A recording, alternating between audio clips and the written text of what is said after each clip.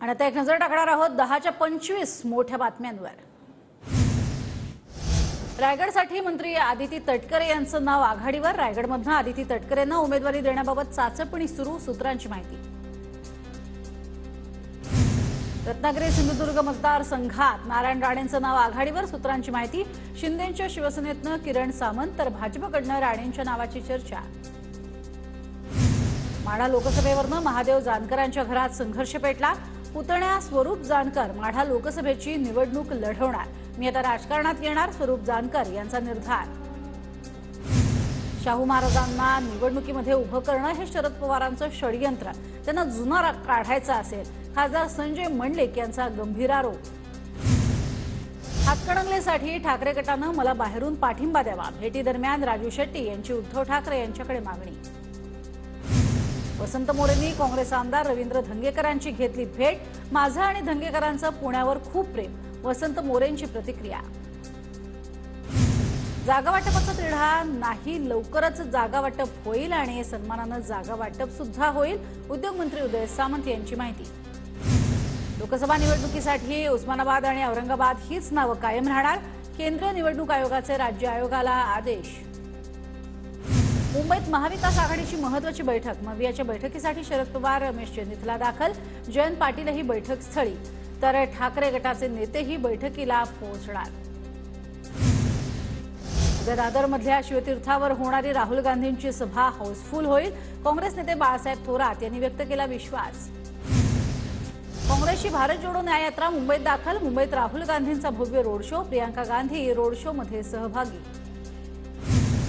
एनडीएचे घटक पक्ष नवनीत राणा यांचा प्रचार करतील, रवी राणांकडून नवनीत राणा यांना महायुतीतनं उमेदवारी मिळण्याचे संकेत। निवृत्त आयएएस अधिकारी प्रवीण परदेशी लवकरच भाजपत प्रवेश करणार, प्रवीण परदेशी धाराशिवमधनं लोकसभा लढवणार असल्याची चर्चा। गायिका अनुराधा पौडवाल यांचा भाजपमध्ये पक्षप्रवेश, भाजपमध्ये प्रवेश करणं हे भाग्य, प्रवेशानंतर पौडवाल यांची प्रतिक्रिया। 19 मार्चला काँग्रेस नेत्यांची दिल्लीत महत्त्वाची बैठक, सोनिया गांधी, राहुल गांधी, प्रियांका गांधी हजर राहणार, राज्यातनं नाना पटोले, बाळासाहेब थोरात, हांडोरे बैठकीला उपस्थित राहणार। ज्योती मेटेंनी मुंबईमध्ये शरद पवारांची भेट घेतल्याची सूत्रांची माहिती, ज्योती मेटे बीड लोकसभेची जागा लढवण्यासाठी इच्छुक असल्यानं भेटीला महत्त्व। साताराचे खासदार उदयनराजे भोसलेंकडून लोकसभा लढवण्याचे संकेत, मी संन्यास घेणार नाही, खासदार उदयनराजे भोसले यांचे विधान।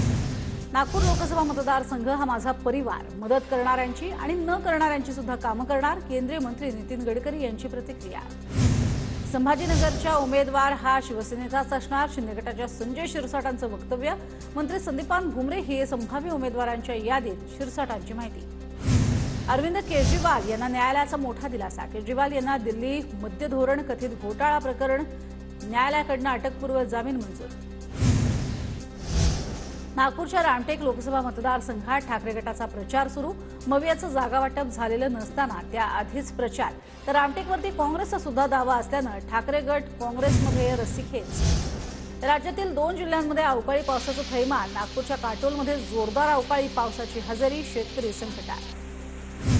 नांदेड जिल्ह्यात वादळी वाऱ्यासह अवकाळी पावसाची हजेरी, अवकाळी पावसामुळे रब्बी हंगामातील काढणीला आलेल्या पिकांचं नुकसान होण्याची शक्यता।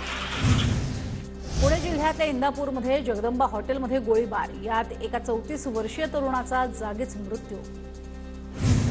देशातील पहिली पाण्याखालील मेट्रो प्रत्यक्ष सुरू, कोलकात्याच्या पूर्व पश्चिम मेट्रो कॉरिडॉरवरील हावडा मैदान स्टेशनवरनं मेट्रोला सुरुवात।